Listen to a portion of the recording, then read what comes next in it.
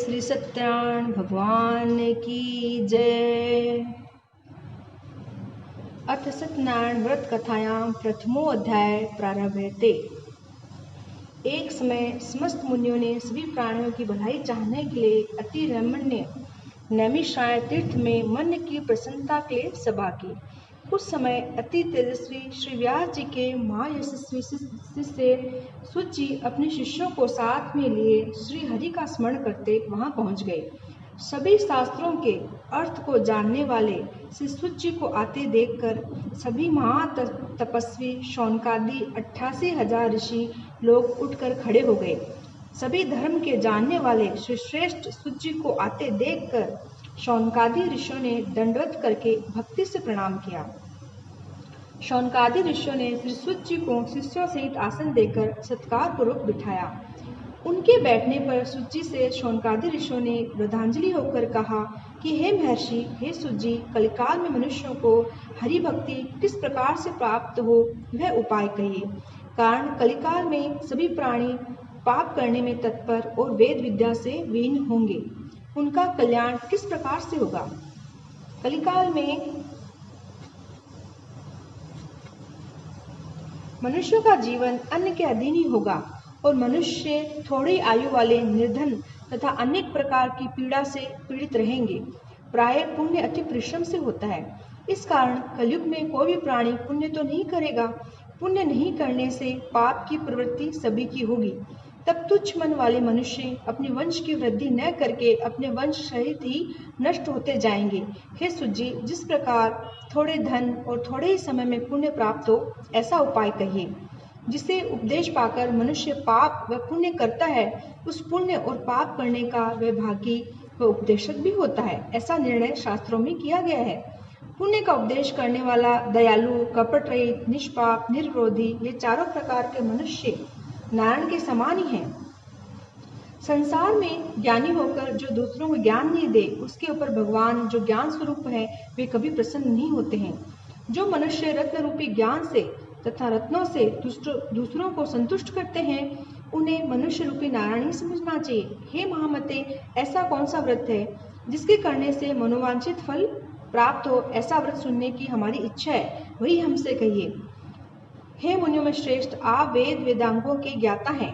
आपके ऐसा ज्ञानी और वक्ता कोई दूसरा दिखाई नहीं देता है। आप सर्वज्ञ हैं। आप श्री व्यास जी के शिष्य हैं। सूत जी बोले कि हे मुनि श्रेष्ठ, आप धन्य हैं। आप वैष्णवों में अग्रण्य हैं। आप सभी प्राणियों में श्रेष्ठ, सभी का हित चाहने वाले हैं। हे शौनक, अब आप लोग सुने। मैं आपसे उस उत्तम व्रत को कहता हूँ जिस व्रत को नारद ने श्री लक्ष्मीपति भगवान विष्णु से पूछा और उस व्रत को भगवान ने नारद जी से कहा। उसे हे ऋषि वृंदा आप लोग सावधानी से सुने।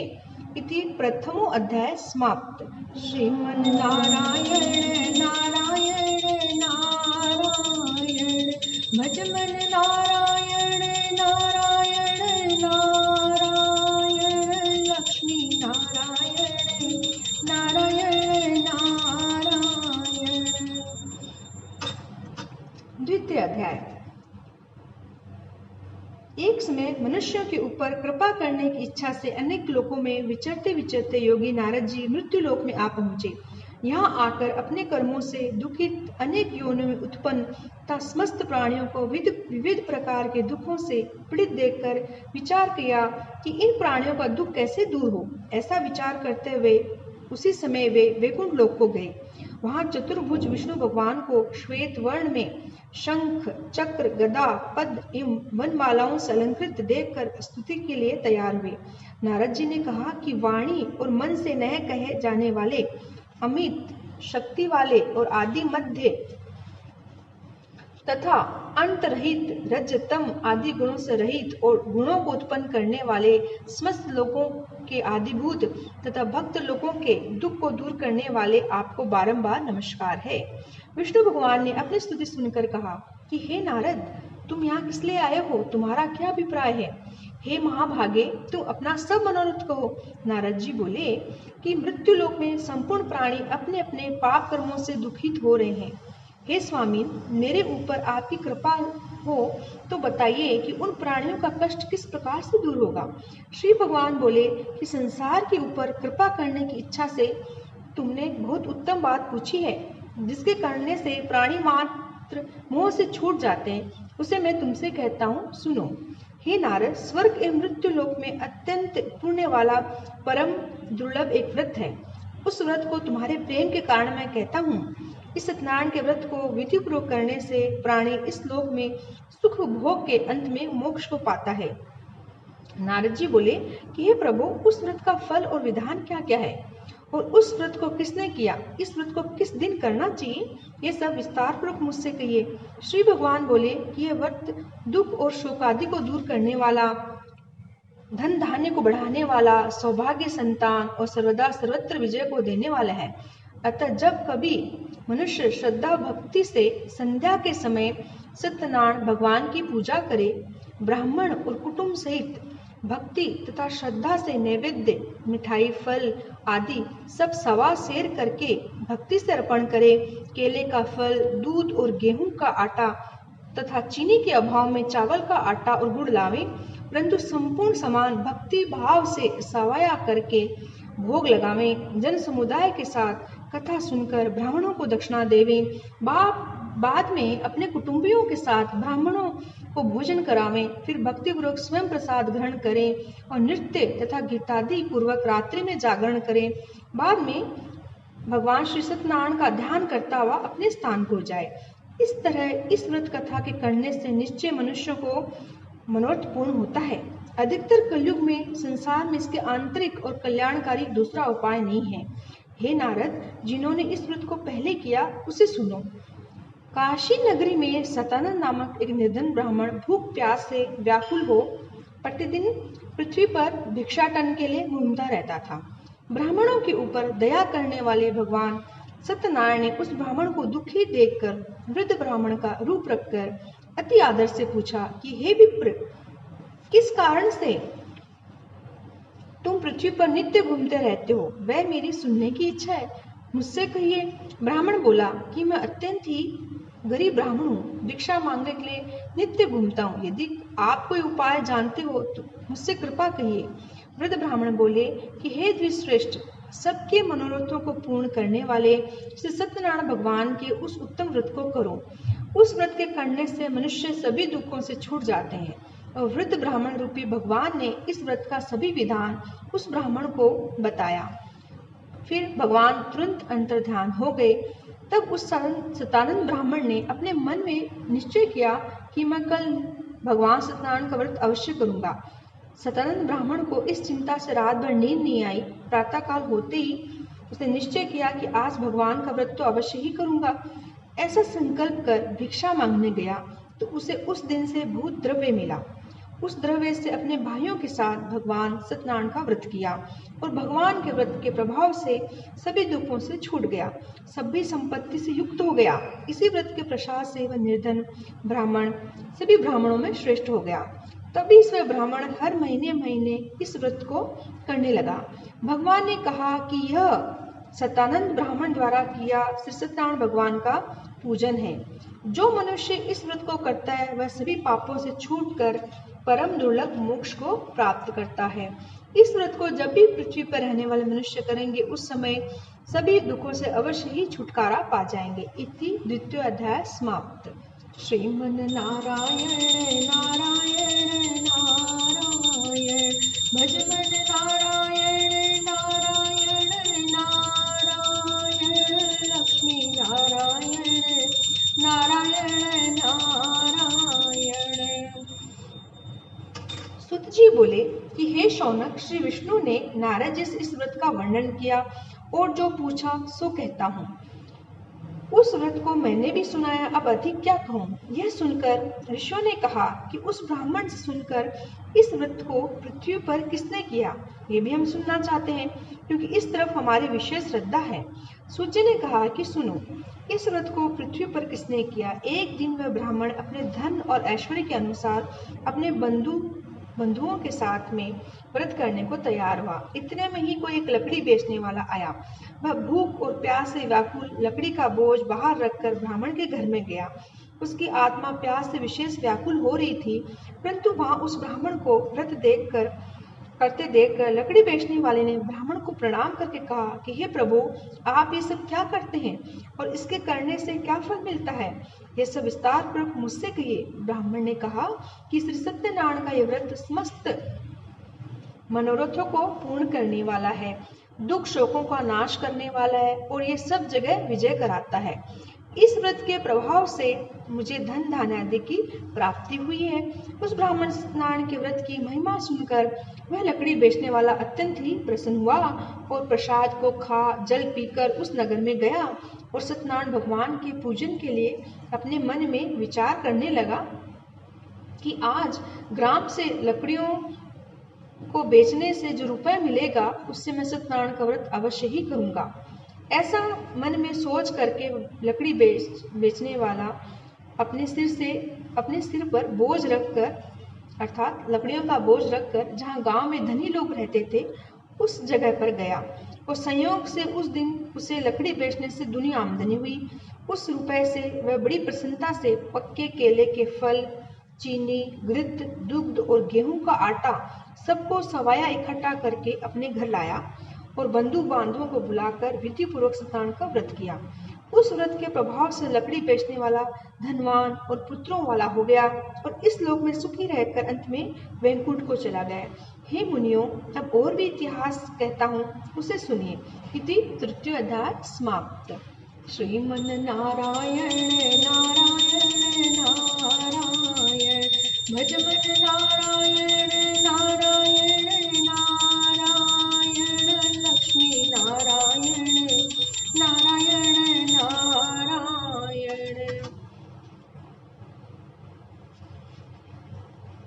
सुत बोले, एक समय उल्कामुख नाम का महाबुद्धि वाला जितेंद्र राजा था। वह राजा प्रतिदिन देव मंदिर में जाता था। वहां जाकर वह राजा ब्राह्मणों को धन देकर संतुष्ट किया करता था। उस राजा की धर्म पत्नी यौवन से पूर्ण, कमलमुखी और पतिव्रता थी।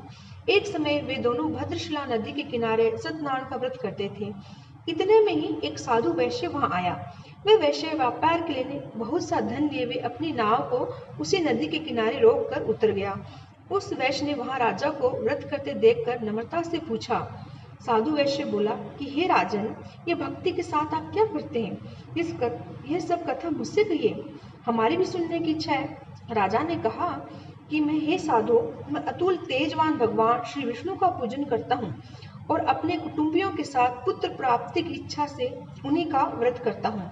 राजा के वाक्य सुनकर वैश्य ने ससम्मान कहा कि हे राजन, इस व्रत का सब वर्णन आप मुझसे कहिए, मैं भी इस उत्तम व्रत को करूंगा, क्योंकि मुझे भी कोई संतान नहीं है। इस व्रत के करने से निश्चय मुझे भी कोई संतान होगी। तदनुसार व्यापार कर प्रसन्नता से वैश्य अपने घर आया और अपनी स्त्री संतान दाता श्री सत्यनारायण व्रत को जब मुझे संतान होगी तब मैं अवश्य करूंगा। थोड़े ही समय में उसकी पतिव्रता स्त्री लीलावती अपने पति के साथ रहने वाली प्रसन्नचिता सांसारिक धर्म से भगवान की कृपा से गर्भवती हुई तथा 10वें महीने में उसको एक कन्या रत्न की प्राप्ति हुई। वह कन्या प्रतिदिन इस प्रकार बढ़ने लगी जैसे शुक्ल पक्ष में चंद्रमा बढ़ता है। चंद्रमा की कला की तरह बढ़ने के कारण वैश्य ने उसका नाम कलावती रखा। तब लीलावती ने अपने पति से मधुर वचनों से कहा कि हे स्वामीन, आपने जो पहले व्रत करने का संकल्प किया था, अब आप उस व्रत को क्यों नहीं करते हैं? तब वैश्य ने कहा कि हे प्रिय, उस व्रत को मैं इस कन्या के विवाह के समय अवश्य करूंगा। इस प्रकार अपनी स्त्री को समझाकर साधु व्यापार करने के लिए नगर की ओर चला गया और कलावती कन्या अपने पिता के घर में बढ़ने लगी। जब उस धर्मात्मा वैश्य ने नगर में अपनी कन्या को विवाह के योग्य सखियों के साथ देखा तो विवाह करने का विचार किया और स्त्री से विचार करके तुरंत दूत को भेजा कि कन्या के विवाह के लिए श्रेष्ठ वर देखो। वह साधु की आज्ञा पाकर कांचनपुर नाम के नगर में पहुंचा। वहां से वह दूत एक श्रेष्ठ बनिए के पुत्र को लाया।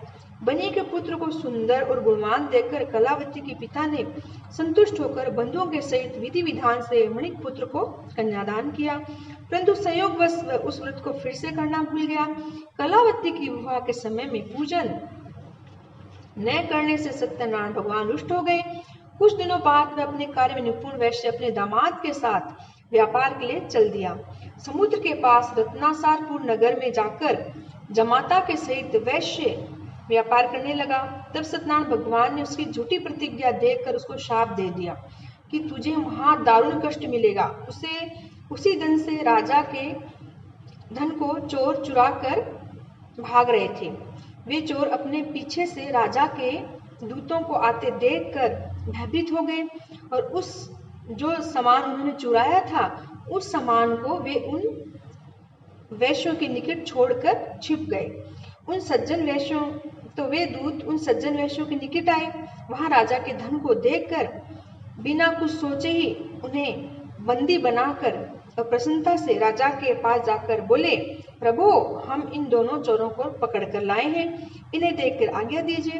राजा की आज्ञा पाकर उन दूतों ने तुरंत उन दोनों को बिना ही विचार किए राजा ने उन्हें जेल खाने में डालने का आदेश दे दिया। इति चतुर्थो अध्याय समाप्त।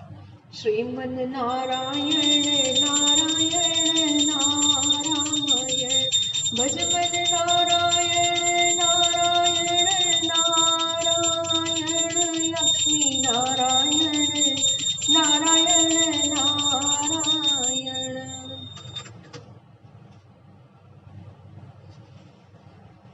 सूत जी बोले कि भगवान सत्यनारायण की माया से उनका कहना किसी ने नहीं सुना और राजा चंद्रकेतु ने उनका सब धन भी ले लिया। सत्यनारायण भगवान के शाप से उन वैश्यों के घर में उनकी स्त्रियां बहुत दुखी हुई। जो कुछ घर में धन था उसे भी चोर चुरा कर ले गए। मानसिक तथा शारीरिक व्याधि और भूख प्यास से अति दुखित होकर वे अन्न की चिंता में घर घर घूमने लगी। कलावती कन्या भी प्रतिदिन घर घर घूमने लगी। एक दिन वही कन्या क्षुधा से व्याकुल होकर एक ब्राह्मण के घर में गई। वहां जाकर उसने सत्यनारायण के व्रत को देखा। वहां बैठकर उसने कथा सुनी और वर मांगा। भगवान के प्रसाद को खाकर वे जब रात्रि में अपने घर आई तब लीलावती ने बेटी को बहुत धिक्कारा। हे पुत्री, इतनी रात्रि तक तू कहाँ थी? तेरे मन में क्या है? ये सुनकर कलावती तुरंत अपनी माता से बोली कि मैंने ब्राह्मण के घर में मनोरथ सिद्ध करने वाला व्रत देखा है। लीलावती ने अपनी कन्या कलावती के ऐसे वाक्य सुनकर वह वैश्य की स्त्री प्रसन्न होकर सत्यनारायण का व्रत करने के लिए तैयार हुई।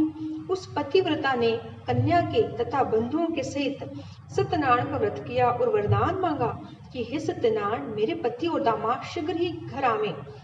आप मेरे पति और दामाद के अपराध को क्षमा करने योग्य हैं। इस व्रत के करने सत्यनारायण भगवान पुनः प्रसन्न हो गए। सत्यनारायण भगवान ने राजा चंद्रकेतु को स्वप्न दिया और कहा कि हे राजन, जेल खाने में बंद दोनों वैश्यों को प्रातः काल होते ही छोड़ दो, अन्यथा जो भी तुमने उनका धन लिया है वह सब भी उन्हें वापस दे दो, नहीं तो राज्य धन पुत्र से तुम्हारा नाश कर दूंगा। ऐसा कहकर भगवान वहां से अंतर्ध्यान हो गए। प्रातःकाल होते राजा ने स्वजनों के सहित सभा में बैठकर सभासदों से अपने स्वप्न की बात कही और आज्ञा दी कि बंधन में जो पड़े हैं दोनों वैश्य उनको छोड़ दो। ऐसे राजा के वचन सुनकर राज कर्मचारी नम्र होकर वैश्यों के बंधन को खोल राजा के सामने ले गए और बोले कि हे महाराज, उन दोनों वैश्यों की बेड़ियों को काट कर लाए हैं। उन दोनों ने राजा चंद्रकेतु को प्रणाम किया और पूर्व दशा का स्मरण कर भय से व्याकुल होकर कुछ भी नहीं बोले। राजा ने दोनों वैश्यों को आदरपूर्वक कहा कि तुम्हें देव योग से महादुख प्राप्त हुआ है, अब तुम्हें कोई डर की बात नहीं है। राजा ने उनकी बेड़ियां कटवाकर शौर कर्मादि करवाया तथा वस्त्र आभूषण देकर आदरणीय वचनों से उन्हें संतुष्ट किया। जो कुछ भी धन पहले लिया था उनका उसे भी उन्हें दूना वापस किया। राजा ने उन महाजनों से कहा कि हे महाजनों, अपने घर को जाओ। वैश्य ने राजा को प्रणाम किया और कहा कि आपकी कृपा से हम घर जाएंगे। यह कहकर दोनों वैश्य अपने घर की ओर चल दिए। इति पंचमो अध्याय समाप्त। श्रीमन नारायण नारायण नारायण भज मन नारायण नारायण नारायण लक्ष्मी नारायण नारायण नारायण। वैश्य ने अपनी मंगल विधान के साथ यात्रा की और ब्राह्मणों को धन देकर संतुष्ट किया और फिर अपने नगर की ओर प्रस्थान किया। उन वैश्यों के कुछ दूर जाने पर भगवान सत्यनारायण ने उनसे पूछा कि तेरी नाव में क्या है। तब मंदोदमय वैश्य ने अनादर से हंसकर कहा कि हे दंडी, आप किस कारण से पूछते हो? क्या आपकी रुपए लेने की इच्छा है? लेकिन मेरी नाव में तो केवल अत्ता पत्ता आदि भरे हुए हैं। भगवान ने उनके ऐसे तिरस्कृत वचनों को सुनकर कहा कि तुम्हारा वचन सत्य हो। यह कहकर दंडी भगवान तुरंत उनके पास से चले गए और थोड़ी दूर जाकर समुद्र के तीर ठहर गए। दंडी संन्यास वेशधारी के जाने पर संध्या आदि नित्य क्रिया करके वह वैश्य अपनी नाव को ऊंची उठी देखकर अत्यंत आश्चर्य में हुआ और उसमें लता पत्ता आदि को देखकर मूर्छित होकर भूमि पर गिर पड़ा। वैश्य को ज्ञान हुआ तो वह अत्यंत ही चिंता करने लगा। उस समय उसके दामाद ने कहा कि आप किस कारण से चिंता कर रहे हैं? दंडी भगवान ने शाप दिया है, वही सब कुछ करने के योग्य, इस कारण से उन्हीं की शरण में चलो, तभी सब मनोरथ पूर्ण होगा। वह वैश्य दामाद के ऐसे वचन सुनकर भक्ति भाव से दंडी भगवान के पास आया और दंडी स्वामी को देखकर प्रणाम करके कहने लगा कि आपके सम्मुख जो कुछ भी मैंने असत्य कहा था उसके लिए मुझे क्षमा करें। यो प्रलाप कर बार बार प्रणाम करके वह शोक से व्याकुल हो गया। उसके अत्यंत रुदन को देखकर दंडी स्वामी ने कहा कि हे वैश्य, तुम मत रो, तुम मेरी बात सुनो, तुम मेरी पूजा से बहिर्मुख हो, इसी से दुर्बुद्धे तुझे बार बार मेरी आज्ञा से दुख प्राप्त हुआ है। भगवान के ऐसे वचन सुनकर वैश्य स्तुति करने लगा। साधु बोला कि प्रभु, जबकि ब्रह्मादिक समस्त देवता आपकी माया से मोहित हो गए हैं और वे भी आपके गुण रूप को ठीक से नहीं पहचानते हैं, तब आपकी माया से मैं मोहित मूर्ख किस तरह से आपको पहचान सकता हूँ। अब आप प्रसन्न हो जाइए, क्योंकि मैं अपने वैभव के अनुसार आपका पूजन अवश्य करूंगा। मेरी नाव को पहले की भांति धन वैभव से संपन्न करें। मैं आपकी शरण में आया हूँ, आप मेरी रक्षा करें। ऐसे भक्ति के वाक्य सुनकर जनार्दन श्री हरि बहुत प्रसन्न हुए। उसे वांछित वर देकर श्री विष्णु वहां से अंतर्ध्यान हो गए। जब वे नाव पर सवार हुए तो नाव को भरी पूरी देखा। सत्यनारायण भगवान की कृपा हुई है, मेरे पर ऐसी मनोकामना पूरी हुई है, ऐसा कहकर सज्जनों से यथा विधि विधान से भगवान की पूजा की। बड़ी प्रसन्नता से व्रत का विधान समाप्त कर नाव को यत्न से चलाने योग्य कर अपने देश को लौटे। वह साधु वैश्य अपने जमाता से बोला कि हे प्रिय, तुम मेरी रत्नापुरी को देखो और अपने धन की रक्षा करने वाले दूत को भेजा। वह दूत इस नगर में गया और साधु की स्त्री से हाथ जोड़कर नम्रता से बोला कि इस नगर के निकट जमाता सहित धनवान वैश्य इष्टमित्र आए हैं। दूत के ऐसे वाक्य सुनकर साधु पत्नी हर्ष को प्राप्त हुई और सत्यनारायण की पूजा कर अपनी पुत्री से बोली कि तू जल्दी आ, मैं साधु के दर्शन को जाती हूँ। माता के ऐसे वचन सुनकर व्रत को समाप्त कर सत्यनारायण के प्रसाद को छोड़कर कन्या अपने पति को देखने गई। उसकी इस क्रिया से भगवान रुष्ट हो गए। उसके पति को और नाव को धन के साथ, क्योंकि उसने बिना प्रसाद ग्रहण के व्रत को समाप्त करके और अपने पति को देखने चली गई, तो भगवान रुष्ट हो गए इस क्रिया से। तो उसके पति को और उस धन के साथ में जल में डुबो दिया। तब कलावती कन्या अपने पति को नहीं देखा, महाशोक से रोने लगी, भूमि पर गिर पड़ी। नाव को डूबी जानकर कन्या बहुत दुखी हुई। वह साधु वैश्य बड़े भय से बोला कि ये क्या आश्चर्य हुआ है, और वे नाव को चलाने वाले भी शोक से व्याकुल हो गए। तब लीलावती कन्या कलावती को दुखी देख बड़ी भयभीत हुई, अति दुख से विलाप करने लगी और पति से बोली, ये सब कैसे नाव सहित अलक्षित हो गए हैं, न जाने किस देवता का अपराध हुआ है जिसने उनका हरण कर लिया है। सत्यनारायण का महात्म्य जानने में कौन समर्थ है, ऐसा विचार कर अपने बंधुओं सहित विलाप करने लगी। महादुखी हो लीलावती बेटी को गोद में लेकर के रोने लगी। तभी कलावती अपने पति के नष्ट होने से बहुत दुखी हुई। उसकी खड़ाऊ लेके उसके पीछे मरने की इच्छा प्रकट करने लगी। कन्या के इस चरित्र को देख के पत्नी सहित वैश्य अति शोक से व्याकुल हो गया, चिंता करने लगा। धर्मात्मा सज्जन वैश्य बोला कि ये सब सत्यनारायण ने हर लिया है, सत्यनारायण की माया से सब कुछ हुआ है। सत्यनारायण की पूजा करूंगा, जैसा वैभव है उसी विस्तार से करूंगा। ऐसा विचार कर बंधुओं सहित बुलाकर कहने लगा। बार बार सत्यदेव को पृथ्वी पर गिरकर साष्टांग नमस्कार करने लगा। गरीबों पर दया करने वाले सत्यनारायण भगवान पुण्य प्रसन्न हो गए, क्योंकि भगवान तो बहुत ही करुणा भरे हृदय से रहते हैं। तो भक्त वत्सल सत्यनारायण जी की आकाशवाणी हुई और बोले कि तेरी कन्या प्रसाद का त्याग करके पति देखने आई है, इस कारण से तेरी कन्या का पति अदृश्य हो गया है। निश्चय तेरी कन्या घर जाए, प्रसाद लेके कदाचित फिर आवे तो उसका पति हुए, पति का सुख होए। कन्या आकाश से ऐसी वाणी सुनकर बड़ी शीघ्रता से घर गई, प्रसाद को ग्रहण किया और फिर लौट कर आई तो देखा अपने पति को।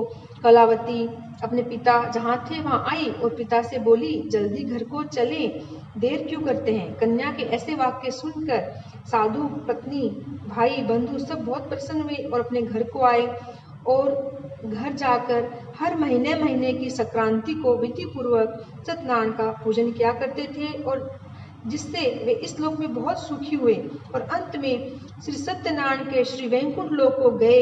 हे मुनि सप्तम, इसके अतिरिक्त और भी कथा कहता हूँ, उसे ध्यान से सुनिए। इति षष्ठो अध्याय समाप्त। श्रीमन नारायण नारायण नारायण, लक्ष्मी नारायण नारायण नारायण, भजमन नारायण नारायण नारायण।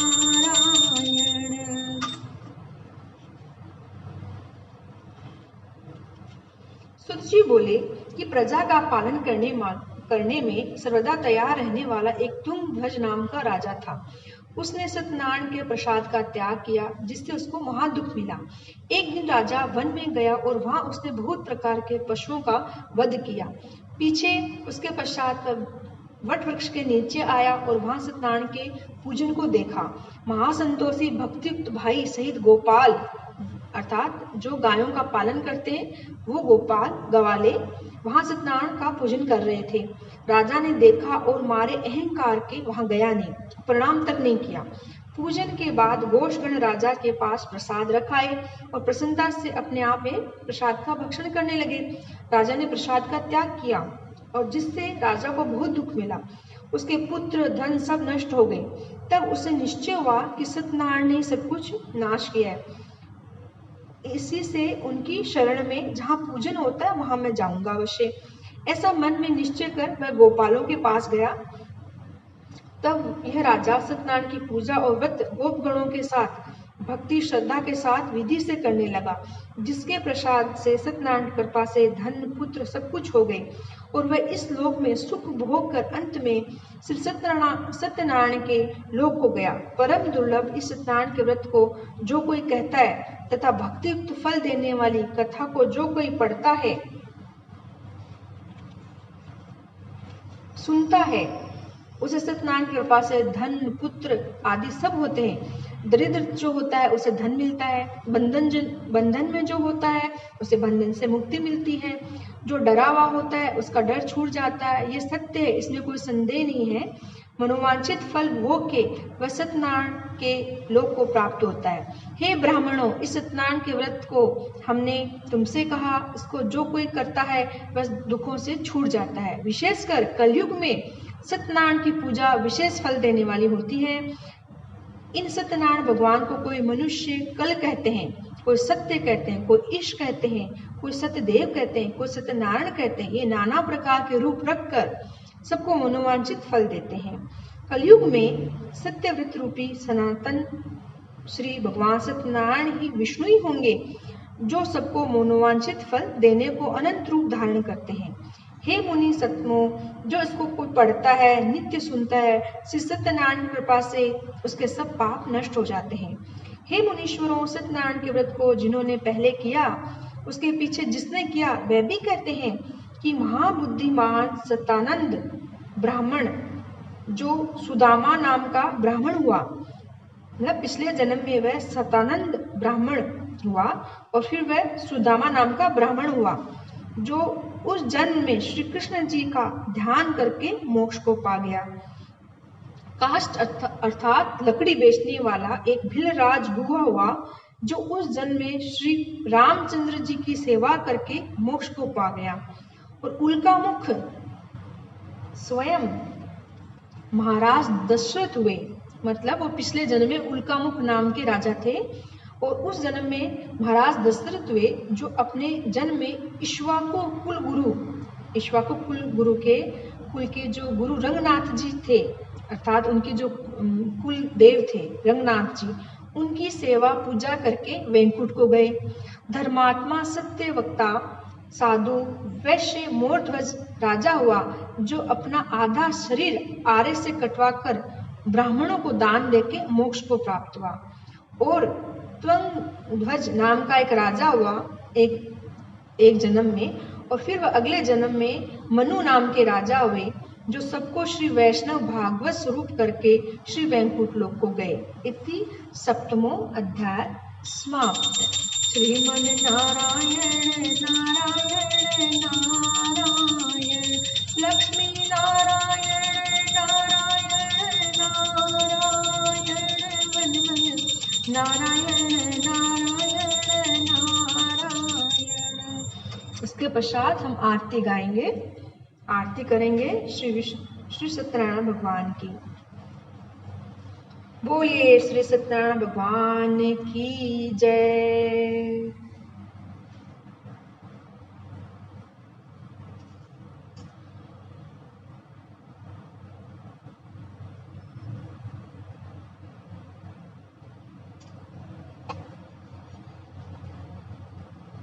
ओम जय लक्ष्मी रमण स्वामी, जय लक्ष्मी रमणा, सत्यनारायण स्वामी, सत्यनारायण स्वामी, जन पातक हरणा।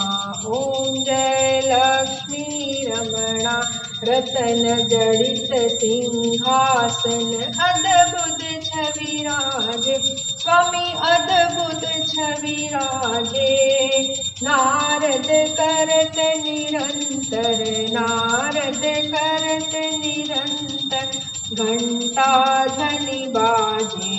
ओम जय लक्ष्मी रमणा, प्रकट भये कलि कारण, द्विज को दरस दियो स्वामी, द्विज को दरस दियो। बूढ़ो ब्राह्मण बन के, बूढ़ो ब्राह्मण बन के, कंचन महल कियो। ओम जय लक्ष्मी रमणा, दुर्बल भील कठारु, जिन पर कृपा करियो स्वामी, जिन पर कृपा करी। चंद्रचूड़ एक राजा, चंद्रचूड़ एक राजा, जिनकी विपत्ति हरि। ओम जय लक्ष्मी रमणा, वैश्य मनोरथ पायो, श्रद्धा तज दीनी स्वामी, श्रद्धा तज दीनी। सो फल भोग्यो प्रभु जी, सो फल भोग्यो प्रभु जी, प्रस्तुति कीनी। ओम जय लक्ष्मी रमणा, भाव भक्ति के कारण, छिन छिन रूप धर्यो स्वामी, छिन छिन रूप धर्यो। श्रद्धा धारण कीनी, श्रद्धा धारण कीनी, जिनको काज सर्यो। ओम जय लक्ष्मी रमणा, ग्वाल बाल संग राजा, वन में भक्ति करी स्वामी, वन में भक्ति करी। मन वांछित फल दीनो, मन इच्छा फल दीनो, दीन दयाल हरि। ओम जय लक्ष्मी रमणा, चढ़त प्रसाद सवायो, कदली फल मेवा स्वामी, कदली फल मेवा।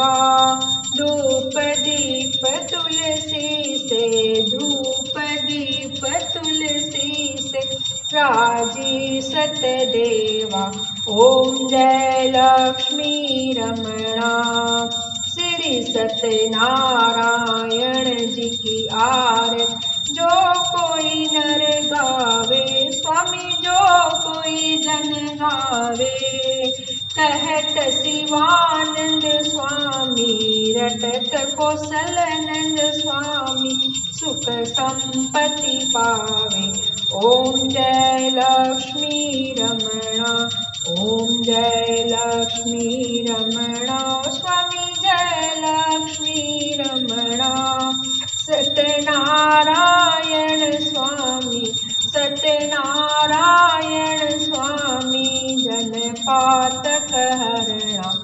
ओम जय लक्ष्मी रमणा। बोलो श्री सत्यनारायण भगवान की जय, बोलो श्री विष्णु भगवान की जय, बोलो लक्ष्मी प्रिया की जय।